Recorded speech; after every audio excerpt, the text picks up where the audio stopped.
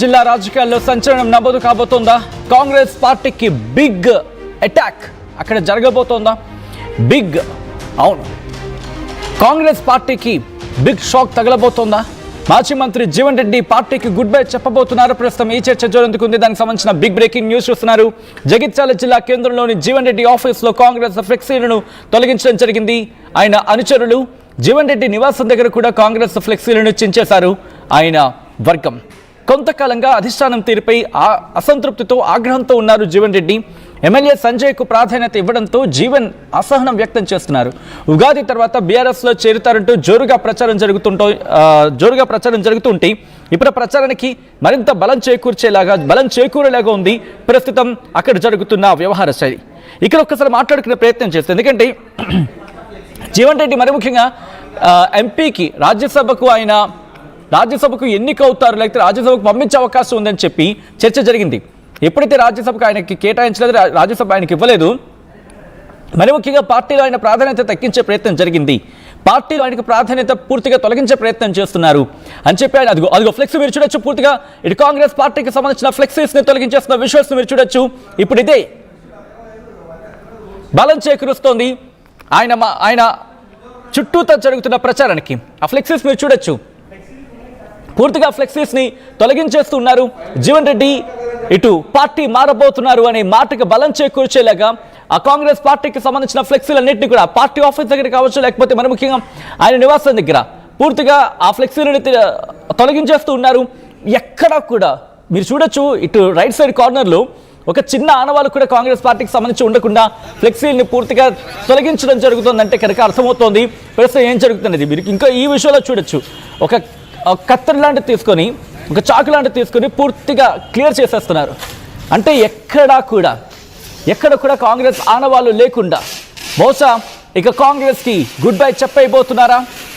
ఒక్కసారి ఆయన గురించి మాట్లాడుకునే ప్రయత్నం చేస్తే, ఎందుకంటే 1985లో అటు టీడీపీలో ఉన్న సందర్భంలో జగిత్యాల నుంచి ఆయన కంటెస్ట్ చేశారు. తొలిసారి శాసనసభలోకి అడుగుపెట్టారు. ఆ తర్వాత ఎన్టీఆర్ హయాంలో ఎక్సైజ్ శాఖ మంత్రిగా చేశారు. ఆ తర్వాత నాదెండ్ల భాస్కర్ రావు మంత్రివర్గంలో పంచాయతీరాజ్ శాఖ మంత్రిగా చేశారు. అక్కడి నుంచి 85లో కాంగ్రెస్ పార్టీలోకి చేరిన ఆయన టీడీపీ చేతిలో ఓడిపోయినా కంటిన్యూ అయ్యారు. రెండోసారి 1989లో రెండోసారి ఎమ్మెల్యేగా ఎన్నికయ్యారు. 94లో ఓడిపోయినా కూడా మళ్ళీ 96 అక్కడ వచ్చిన బై ఎలక్షన్స్లో గెలిచారు. 99 2004 జరిగిన ఎన్నికల్లో హ్యాట్రిక్ విజయం సాధించారు.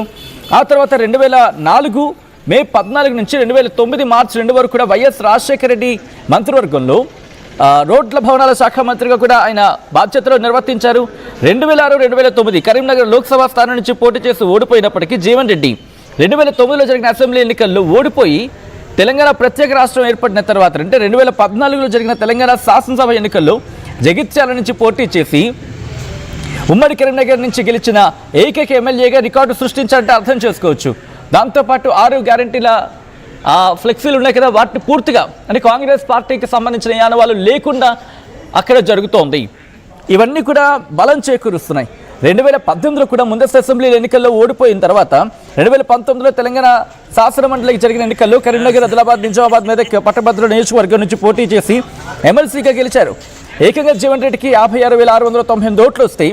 బీఆర్ఎస్ బలపరిచిన చంద్రశేఖర్ గౌడ్కి అప్పుడు 17,000 పైచిలకు ఓట్లు వచ్చాయి. సో అర్థం చేసుకోవచ్చు, అంటే ఇప్పటికీ కూడా ఆయనకంటూ ఒక స్ట్రాంగ్ క్యాడర్ ఉంది అనేది. బట్ రీసెంట్గా జరుగుతున్న పరిణామాలతో కాంగ్రెస్ పార్టీ మీద ఆయన తీవ్రమైన అసంతృప్తులు ఉన్నారు, ఆగ్రహాన్ని వ్యక్తం చేయడం జరుగుతోంది. ఇప్పుడు జీవన్ రెడ్డి ఏం చేయబోతున్నారు? ఫ్లెక్సీలు తొలగించడం వెనకాల బలమైన కారణం అదేనా?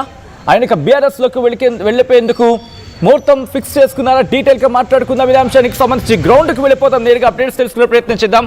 మా ప్రతినిధి చంద్రశేఖర్ అప్డేట్స్ అందించేందుకు సిద్ధంగా ఉన్నారు. చంద్రశేఖర్, ఇటు జీవన్ రెడ్డి ఇక రూట్ క్లియర్ చేసుకున్నారా? కాంగ్రెస్ పార్టీకి గుడ్ బై చెప్పేసేందుకు ఆయన సిద్ధమయ్యారా? బీఆర్ఎస్లోకి చేరేందుకు ట్రాక్ రెడీ చేసుకుంటున్నారా? ఎస్ సచిన్, గత కొంతకాలం నుంచి జగిత్యాల జిల్లా రాజకీయాలకు వచ్చేసరికి తెలంగాణ రాష్ట్ర వ్యాప్తంగా ఒక సెన్సేషన్ అనేది జీవన్ రెడ్డి ఇష్యూ నడుస్తుంది పొలిటికల్ సర్కిల్లో. దీనిలో భాగంగానే MLA doctor Sanjay Kumar versus Jeevan Reddy వారి అంశాల మధ్య ఒక యుద్ధ వాతావరణం నెలకొంది. దీనిలో భాగంగా తనకి సెల్ఫ్ రెస్పెక్ట్ అనేది చాలా ముఖ్యమైనది. ఆత్మగౌరవం లేకుండే నేను ఇన్లేన్లు 50 సంవత్సరాలుగా సుదీర్ఘ రాజకీయాల్లో ఉన్నాను, తనకంటూ ఒక ప్రత్యేకత గుర్తింపు అనేది ఉంది. దీన్నంతా కూడా ఇప్పుడున్నటువంటి ప్రభుత్వం తుంగలో తొక్కింది, తనకి తెలియకుండానే తనకు కావాలనే పొమ్మను లేక పొగబెడుతుంది అనేటువంటి ఆవేదన ఆందోళన తన అంశాల వద్ద చెప్పుకోవడం జరిగింది. ముఖ్యంగా మున్సిపల్ ఎన్నికలటువంటి సందర్భంగా తన అంశాలకి బీఫామ్ ఇవ్వాలి, మున్సిపల్ కౌన్సిలర్ టికెట్లు ఇవ్వాలనేటువంటి కోణంలో జరిగినటువంటి వివాదము చిలికి గాలివానగా మారింది. దీనిలో భాగంగా తన ఛాలెంజ్ గా తీసుకున్నటువంటి జీవన్ రెడ్డి తన అంశాలను బీఫామ్ ఇచ్చిన వాళ్ళను అలాగే స్వతంత్ర అభ్యర్థులను సైతం 17 మందిని మున్సిపల్ కౌన్సిలర్ గా గెలిచేటువంటి దానికి ప్రచారం దగ్గరుండి చేయడం జరిగింది. దీనిలో భాగంగా మున్సిపల్ చైర్మన్ పదవి కావాలని పట్టుబట్టారు. దీనిలో మంతనాలు జరిగాయి. దానిలో మళ్ళీ పదే తనకి అవమానాలు, ఓటమి ఎదురవుతుంది.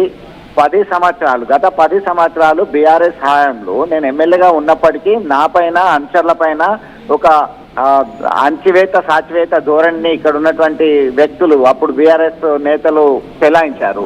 ఇప్పుడు తాజాగా మా ప్రభుత్వం, కాంగ్రెస్ ప్రభుత్వం అధికారంలోకి వచ్చింది. కాంగ్రెస్ పార్టీ అధికారంలోకి ఉన్నప్పటికీ ఇతర పార్టీ వాళ్ళు వచ్చి మా మీద పెత్తనం చెలాయిస్తే ఊరుకునేదే లేదు.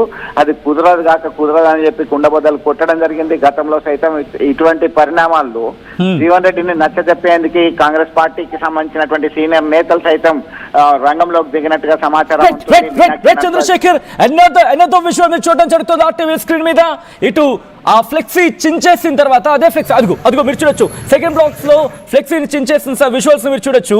బట్ చించేసిన ఫ్లెక్సీలకి కొత్త ఫ్లెక్సీని అతికించిన సందర్భం విజువల్ మీరు చూస్తే కనుక శ్రీరామనవమి సందర్భంగా అంటూ కూడా ఆ విజువల్స్ మీరు చూడొచ్చు. కొత్త ఫ్లెక్సీని ఏర్పాటు చేస్తూ ఆర్టీవీ స్క్రీన్ ఎక్స్క్లూజివ్ విజువల్స్ మీరు చూడడం జరుగుతోంది.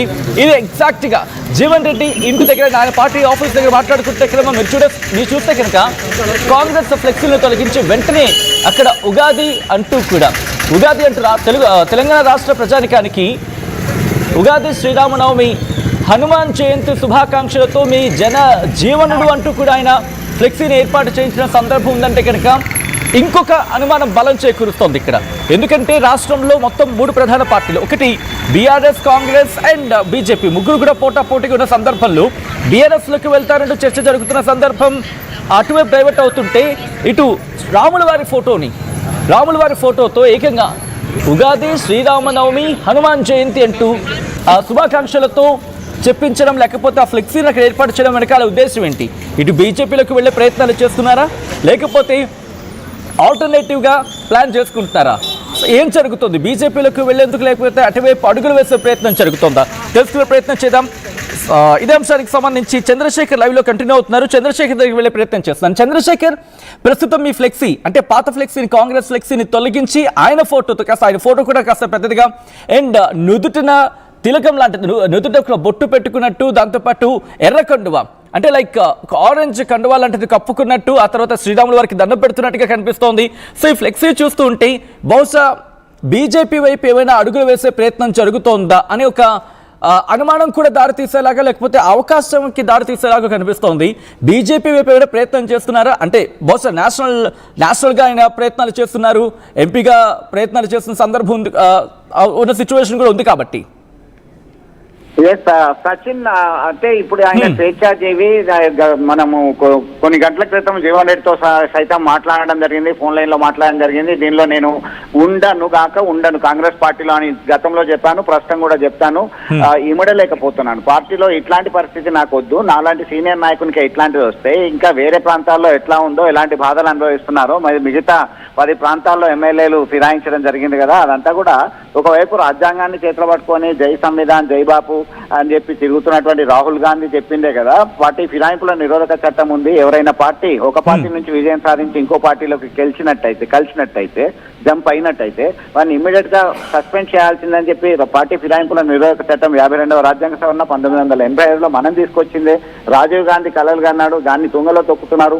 పదే నేను చెప్పినా ఎవరు పట్టించుకోవట్లేదు అనేటువంటి ఆరోపణ ఒకటి చేయడం జరిగింది. మీరు అన్నట్టుగా కొద్దిసేపటి క్రితమే కాంగ్రెస్ మూలాలు ఉన్నటువంటి ఫ్లెక్సీ ఏ ఒక్కటి కనబడద్దు అటు పార్టీ కార్యాలయంలో, అలాగే మనం చూస్తున్నది అటు ఏటీఎం సెంటర్ ఉంది, జీవన్ రెడ్డి నివాస గృహం వద్ద అటువంటి భారీ కటౌట్ల లాగా ఫ్లెక్సీలు ఏర్పాటు చేయడం జరిగింది. పాత కాంగ్రెస్ అనువాళ్ళు ఉన్నటువంటి ఫ్లెక్సీలు అన్ని కూడా తొలగించి తెలుగు నూతన సంవత్సరమైనటువంటి ఉగాది శుభాకాంక్షలు, శ్రీరామనవమి శుభాకాంక్షలు అంటూ ఆ ఫ్లెక్సీలు కొత్తగా వెలువడం జరిగింది. దీనికి కాషాయము పులుముకున్నటువంటి రంగు